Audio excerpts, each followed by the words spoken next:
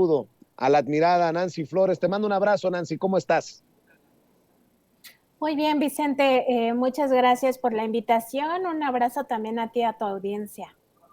Pues que creo que estamos ante esas oportunidades históricas de definir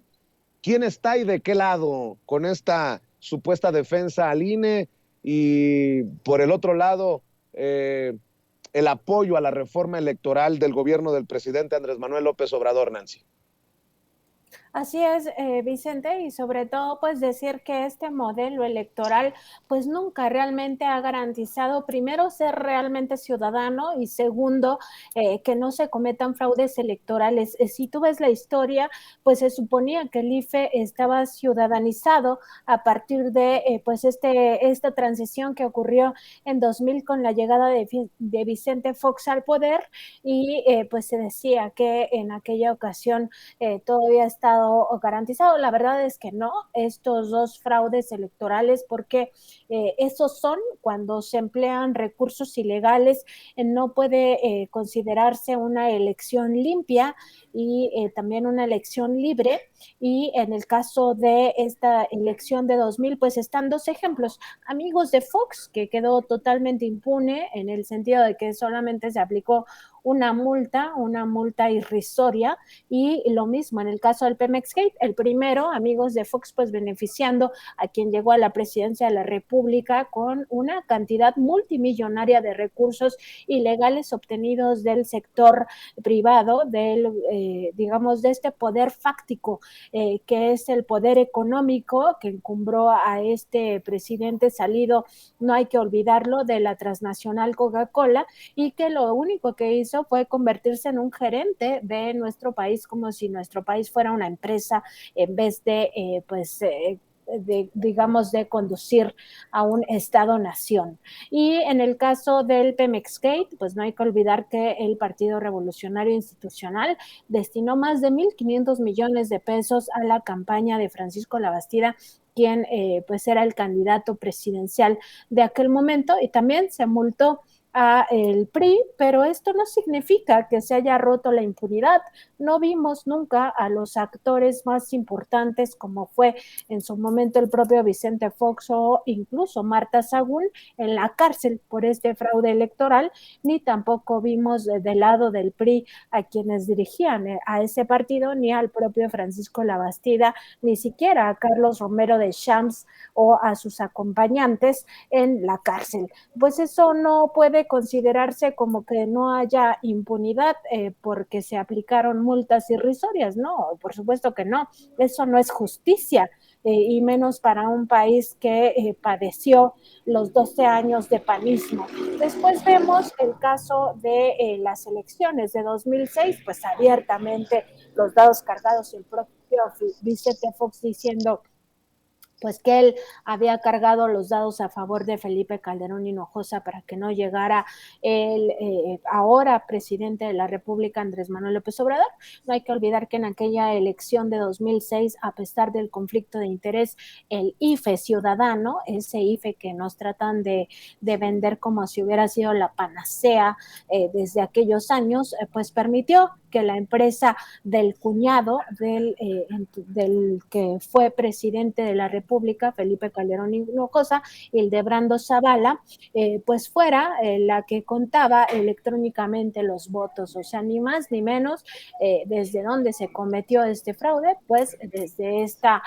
operación, una operación que involucró a la familia de Felipe Calderón directamente con las manos metidas en este IFE ciudadano. Después, en 2012, pues no se diga el tema del financiamiento a la campaña, en específico de Enrique Peña Nieto, con toda esta corrupción. No hay que olvidar el caso de Odebrecht, de las propias tarjetas Monex, todo lo que se supo en total impunidad, y esto pues también permitió o potenció el fraude electoral, que además utilizó otros mecanismos que ya deberían de estar erradicados de nuestro país, como por ejemplo el embarazo de urnas, el carrusel, todo lo que ya se conoce, el propio acarreo de personas para que votaran a favor del PRI, etcétera, etcétera. Y pues en 2018,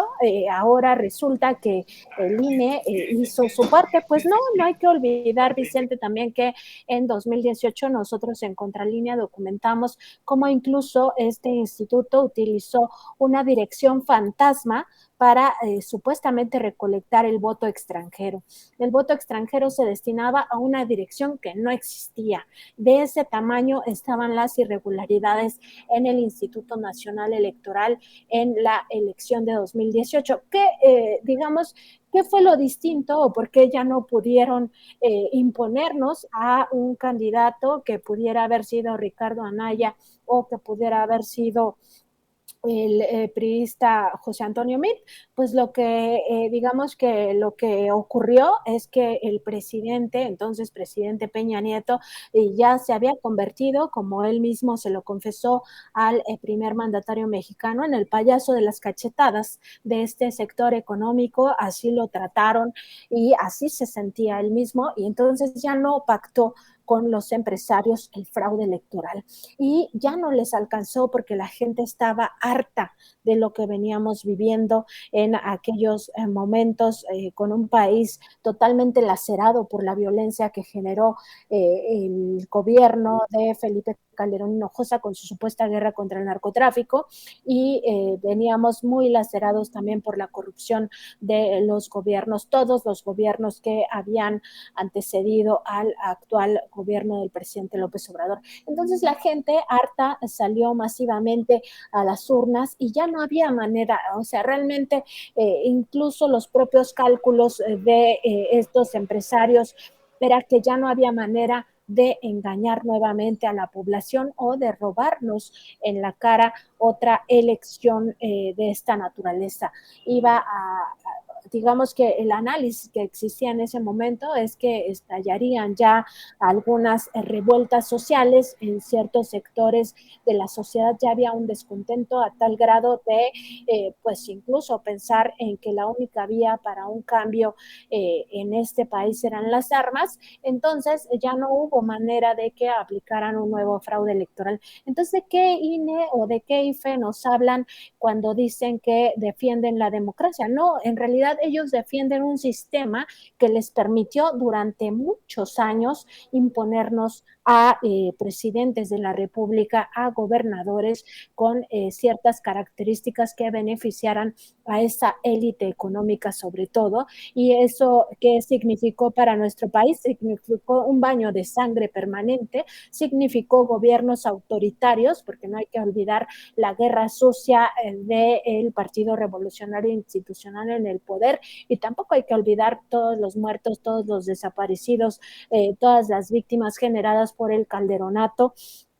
y por supuesto continuadas en el sexenio de Enrique Peña Nieto. También significó al mismo tiempo una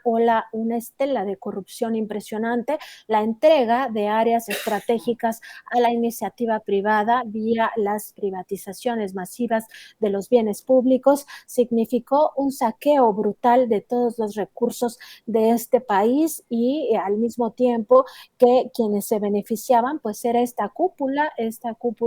enquistada en el poder económico y en el poder político. No hay que olvidar que los poderes fácticos tienen pues esta característica de imponer sus intereses por encima de los intereses de las mayorías, y esto al mismo tiempo significó ir agrandando la brecha de la pobreza en nuestro país entre ricos y pobres. Pues esta brecha se hizo muy grande. Se habla de 70 millones de personas que cayeron en una situación de pobreza, que ahí pues hay los pobres extremos que no tienen ni siquiera para comer al día, y de ahí todos los niveles de pobreza que te llevan a no tener garantizados los demás derechos humanos. O sea, puedes tener, por ejemplo, garantizado el alimento, pero ya no tener garantizado la educación, el vestido, la vivienda, la salud, en fin, todos los demás derechos humanos, pues ya no los tienes garantizados. Eso es lo que defienden quienes van a marchar el domingo, y pues no hay que olvidar que lo que nos hicieron en el pasado como sociedad, cómo nos impusieron a estos gobernantes a través del fraude electoral, de la corrupción electoral, y al mismo tiempo defienden el dispendio en el Instituto Nacional Electoral, donde hasta, pues como lo recordaba hace unos días, se le pagó en el pasado, se les pagaba a los funcionarios de este Instituto Federal Electoral, hoy INE, hasta la dote matrimonial, se les daba recursos porque se casaran. Eso se convirtió en un gran negocio en el cual pues incluso se casaban entre compañeros para obtener este recurso, inmediatamente después se divorciaban. Un gran negocio es lo que han hecho con este instituto a lo largo de estos 22 años. No ha sido jamás un instituto democrático, ni mucho menos un instituto que haya garantizado elecciones limpias, libres y, por supuesto, sin fraudes electorales, Vicente. Pues mientras anuncian que habrá marchas en 50 de las ciudades más importantes de México, quiero leer un tuit que subiste